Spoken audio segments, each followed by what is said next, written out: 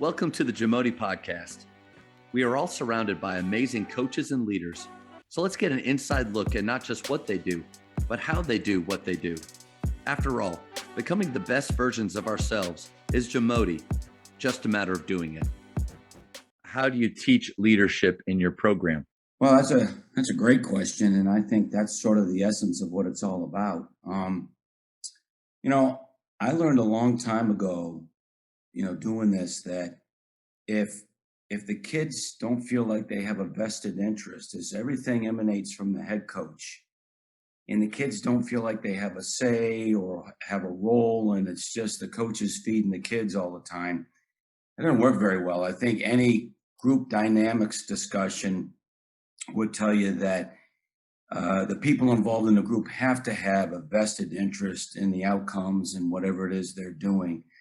So leadership starts, almost immediately for us when the kids arrive on campus. And what I mean by that is they get to see the upperclassmen sort of take charge of the whole proceedings. Now, as you know, at my level, at the Division III level, we can't start officially with the kids until October 15th. And I mean, we can't be on the floor or do anything with them at all. I mean, once October 15th hits, we're good to go. But as soon as the season ends, they're back on their own again. There's no, a couple of hours a week to work out or summer program or any of that stuff. So anything that happens for us between the time school starts, which is generally late August and October 15th, has to be driven by the kids, and that means our upperclassmen. So we have a little system that I like to call our group leader system in there. We choose 3 or 4 kids every year who I think have real tendencies toward leadership, and it might be a senior point guard. It might be, interestingly enough, this year we have a sophomore for one of the first times ever.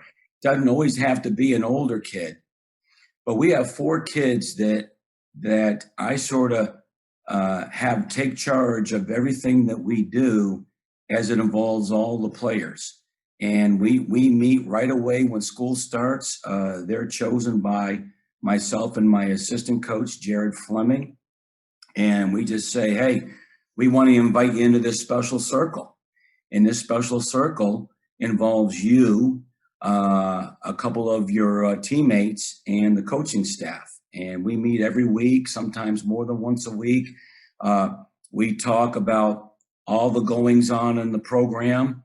I listen to what they have to say. If they say, hey, coach, we've been eating at Wendy's a lot, we want to eat McDonald's this week, and things like that, I try to let them make a lot of decisions in the program where they have a vested interest. I had a kid the other day say, Coach, smart kid, he says, can I be frank with you? This is in the group leader meeting with the coach. Can I be frank with you, Coach? Well, sure. What do you got on your mind? Coach, sometimes, when we get going up and down, you blow the whistle too much. There's too much interruption. There's too much fragmentation, however he presented that. So I'm like,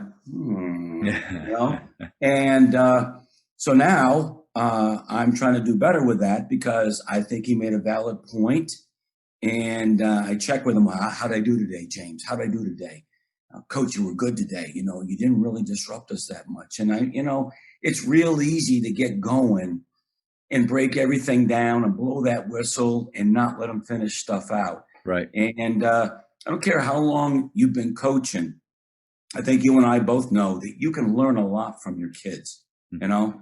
They're in the moment. They're the ones that are playing the game. They're the ones that see things on the level they see things. And I just think it's important to have a system where the kids can give you feedback. Now, on the other side of that, when they come into me, I'm not afraid to lay it on them. I'm like, hey, you guys, that was a terrible practice yesterday. And you guys did not do the job. You're in charge of monitoring the practice. I don't want to be the head cheerleader. I want you to take hold of that practice, and you don't have to be me. You don't have to use my leadership style, but there's 4 of you. And by golly, you guys you're in charge. And if this happens again, I'm coming for you for first. And we do that with everything. We're talking, if I go in the locker room and I don't think it's clean, I'm coming at them. If I don't think that we're moving from drill to drill quick enough, I'm coming at them. If we're having breakdowns and we're not with it mentally, I'm coming at them. We also do a mandatory study hall in the fall for all of our newcomers, particularly freshmen. When they get from high school to our level at UT Dallas, boy, it's like a sucker punch because it's the real deal. We have the best and the brightest at our place, and sometimes kids don't handle that very well. So my group leaders run an evening study hall several nights a week. And again, they're in charge of making sure that it is as I want it to be. And I check in with them about that. What's going on in study hall? I don't get involved. I mean, if I got to go over there, it's going to be a problem. But the kids do a great job. Kids want to be leaders. Kids want to be led.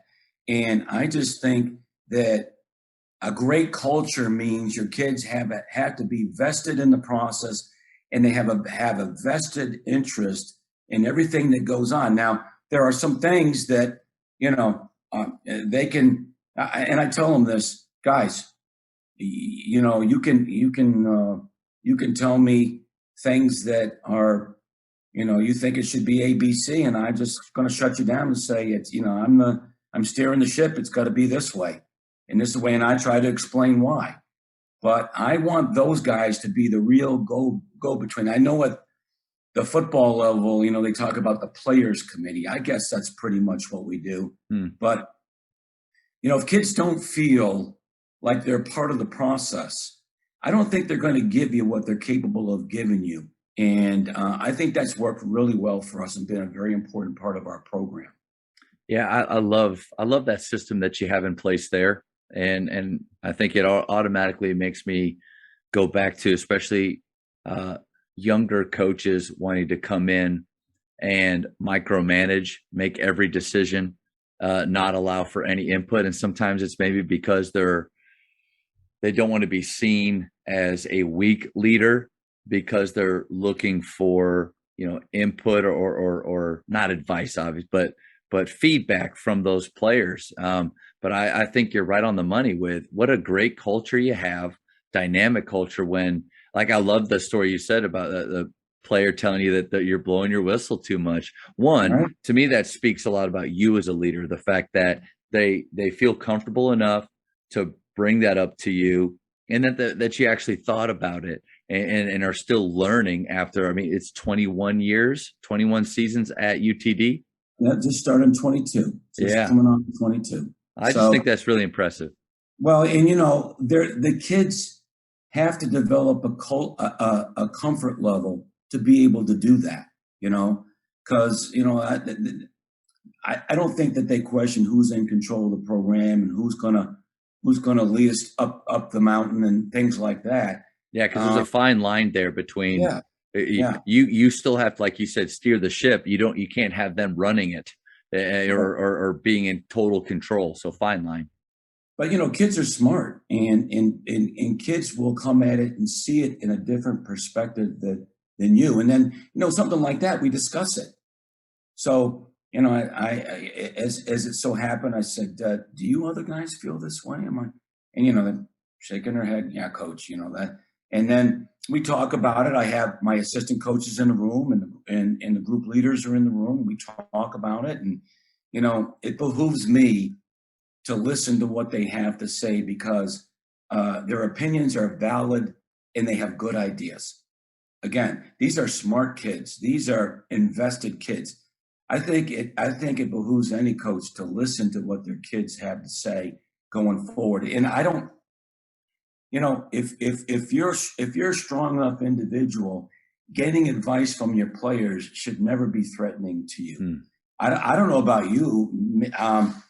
I can name several situations in the heat of battle in ball games where, I'm drawing up something or talking about something, and some kid will say, "Hey, coach, what about this?" And That's a great idea. It's a great idea. Yeah, it's way better than my idea. Oh, I didn't realize we still had a timeout. And why didn't somebody tell me that? I mean, kids given that opportunity will really come through for you, I believe. And it's fun watching the freshmen and the underclassmen watch the upperclassmen take on these roles because they know that there's a good chance that it could become their time in later years. And the kids learn from each other. I don't have to do a lot. And we talk a lot about leadership styles. And we talk about, hey, there's 4 of you guys. You guys, there's strength in numbers. There's nothing like peer pressure. What you say in that locker room and what you say when I'm not there and how you present yourself and how you approach certain individuals, that's huge compared to, the coach-player relationship. As I've heard and believe so strongly, players in a great locker room have to hold each other accountable, don't they? Mm. Players have to say, hey, you're not working hard at it today. Let's go. Either that or get off the floor. Now, it's funny, Matt, in this day and age, kids don't like to upset the apple cart with each other.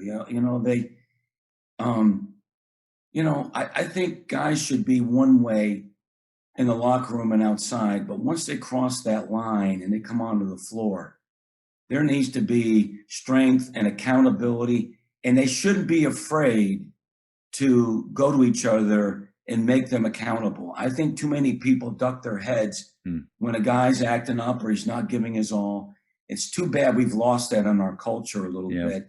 And when I find that happening, I will bring those group leaders together and I will say, hey, what about so-and-so? There's a problem there. Now I'm going to give you 4 guys a chance to corner him and talk it through and tell him what needs to be done. And if you can't handle it, I'll handle it. But it'll be a lot more effective if you handle it versus if I handle it. So I'm sort of the last guy in the chain. But how effective would it be for 4 upperclassmen to come into the locker room and in their own way and with their own style, just really say, hey, we need to talk to you, man. Look, this, how you're representing yourself out there isn't what's best for the team and best for our culture. We need it to be this way, and we'll help you get there. Okay. I'll also, what I do just to, I hope I'm not squeezing, the blood out of a turnip here. No, this is good. This is good. Another thing that I'll do is when the kids come in to start the school year, we'll break them down. So I'll assign one group leader for every 3 or 4 players, just depending on squad size. And I'll say, your job is to make sure that these guys are accountable. You're looking out for these guys. And I'll always sign a couple of new kids to each guy. Hey, you need to check with him. How's he doing? Is the food okay? What's his roommate's what's his roommate situation? Is he homesick? Did he just break up with his girlfriend? Yeah. That mentoring kind of thing that an upperclassman can do with an underclassman can be very valuable because, you and I, we can bring a kid in and we can push and push and push. And we're never going to get the same sort of feedback. Sometimes, not all the time. But from peer to peer. Yeah. Right. Feeling like you got a brother on either side of you that you can truly talk to and open up to. And then, we'll have discussions about the kids when the group leaders come in. I'll say, well, how's so-and-so doing? Yeah. Well, how's this guy doing? How's that guy doing? What are you feeling about this guy? And I get their feedback. Now, some coaches may not want to go that far. But I think it's amazing when we talk about personnel with our group leaders, there's almost always consensus. The way we're seeing it is oftentimes, and in most cases, the way they're seeing it. And that validates what I'm thinking or feeling because, we can get it wrong. Yeah. We might be thinking it's this way and it's really this way. And they, of course, straighten me out when I'm seeing things not quite the way they're seeing it. No, coach, he's a good kid. He's doing fine. You're not, So I think that breakdown in that mentorship between the upperclassmen and the underclassmen is really important for the underclassmen, and it's important to me to get the feedback from them. Because Matt, there might be a kid in your program that you can really get after. And when you get after them, boy, it just makes them mad and makes them play well. And there's other kids you can do that. You might lose them for a whole week. That's right. He comes through that door with his tail between his legs. Every kid's different. Every kid's got a different switch. And trying to learn that about each kid with the help of your upperclassmen, I think can be a very valuable tool. Yeah, that you nailed it right there. Because I'm trying to think of all those times where, or how many things throughout a season of one guy with 15 individuals, how many things fall through the cracks? How many times do I not know what's going on outside of basketball with a kid, but it's affecting his play? And either I'm blind to it, I don't see it, I don't connect the dots, but I also don't have anybody else, as an extension, to be able to get deeper to where the things that truly rise to you are the super important things. And those smaller things, you have that group, to those individuals to really help you. One question I thought of was, in your years of doing this, and I don't mean to, go the negative side, because, or what if this happened, what if that happened, but have you ever had, here's a guy that we chose as a leader and we had to change. We had to move him out of that group. And then another guy kind of emerged and we brought him on. Like, this guy just, because I have seen some kids, they don't want that responsibility, or they don't want the leadership that you're really talking about there. Some. You're absolutely right. Some years your leadership group is just flat better than other years. We've had some years where, and I really think that there's a true connection between the strength of your leaders and the overall success of your team. I really believe that. And I can go back and we've had some really great teams, but I don't know we've ever had a great team with mediocre leaders, and I just think there's such a strong connection. Now, I've never had to just run a guy out of the group that way, Okay. but I've also been disappointed when a guy had many opportunities to step up and really extend himself into that position. He was okay just sort of being quiet and staying in the shadows and not really investing himself in the process. Now, again, there are some guys that you choose as leaders that are very rah, and let's go and vocal and aggressive. And there's other guys that are much more passive and behind the scenes, but that doesn't mean they can't be great leaders. Like you said, there's different styles to it. Yeah, totally. And I always try to stress to the kids, don't try to be me or the guy sitting next to you. Be yourself, but understand that the things you say and the things you do on and off the floor, they see every bit of it. If you're not willing to try to finish first in every sprint, when you see that guy sort of lagging behind, don't go up and ask him to be accountable, because he's already seen you. Right. And he knows you're not accountable. So we really talk to the leaders about being beyond reproach. Yeah, that bar is set really high for them. Yeah. You better be first in line on the drill. You better be running from drill to drill. You better win that sprint. You better be the one stepping in and taking the charge. There's just so many opportunities for a guy to show great leadership, and a lot of times at the end of practice, I'll check in with them. We'll be in a big circle with all the kids, and I'll say, hey, group leaders, what do you have to say about today's practice? Or what do you want everybody to know about our ball game tomorrow? Speak to the group. And then, some guys shy away, and, some guys can't wait to get, their opportunity. So, you got to work with everybody within their personality. And I've had some really nice kids that led by example who probably could have done a lot more if they were willing to sort of come outside of their own skin. And sometimes that's just tough to do. Some kids just don't have it in them, but I still think it's so useful to have them there. And I have been lucky. The way that we've processed and chosen our group leaders we've never had to do that. Now I've had problems with group leaders where there was unfavorable conversation on the floor in a tense moment. And boy, we have to talk about that now, because, if the other kids see you, in that vein, what's going to stop them from doing the same thing? So, I tell the kids all the time, look, if we have an issue, you wait until the coast is clear. Come up to my office. We'll shut the door.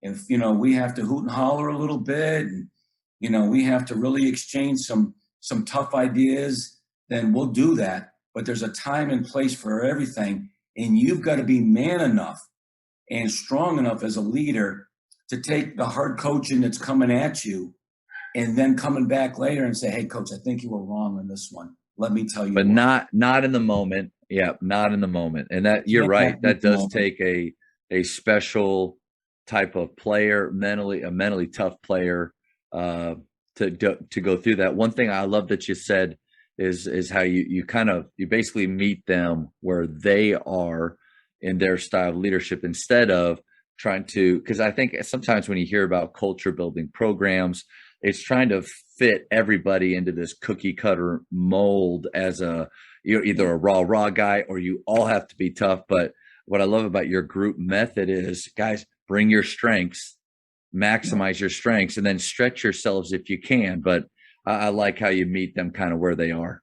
Well, and it's an interesting, like, just for the example this year, every group their makeup is different. I got this sophomore who is just a real savvy, engaged kid who brings people together. He was hurt a couple of Saturdays ago, and we had to get up real early in the morning and practice due to some gym conflicts. We had to be on the floor at 7:15. As we broke the huddle, and hey, I got a wake-up call coming to every guy, 6:30. I'm going to be on the phone. I know I can't practice right now. I'm on the phone. You better answer your phone when I call. It's a sophomore. That's unusual to me. He's just a real savvy kid, and I've got another kid that's very loud and boisterous, and he wants to coach the other kids. And sometimes I have to just say to him, hey, look, I love the message, but you got to tone it down. You got to leave that tone for me. Yeah. That's not for you. You've got to be more, player oriented. And I've got another one that's very quiet, and I'm always trying to get him out of his shell. But he's a good leader on the floor, but he's sort of behind the scenes. So I think everybody brings strength, but what I love about what we do is there's power in numbers. It's not just one guy. I know a lot of teams opt for a captain or co-captains. I know that's of value. But, if you have a captain and he doesn't deliver on the leadership, then you're really sort of stuck there. I love the idea of 3 or 4 individuals who can sort of come together as a group and, talk to guys together, talk to guys separate, 2 group leaders. I think there's power in numbers that way. And, and listen, it's not our best player. It's not the leading scorer. It's the guys I feel have the best ability to encourage, motivate, and communicate with their teammates who really make the biggest difference. I have a junior this year who I think should be a group leader. Okay. And he's not. And I brought him in and I said, how sad that you're not a group leader. And here's why you're not a group leader. And you should be a group leader. And by golly, going forward, if you're not a group leader as a senior, I'm going to be very upset. And here's what you have to do to get there. So, that's another facet of the whole thing. Thank you for checking out today's episode. Please take a moment to subscribe to this podcast, share it with your fellow coaches, and find us on social media for what's coming up next on the JAMODI podcast. It's just a matter of doing it.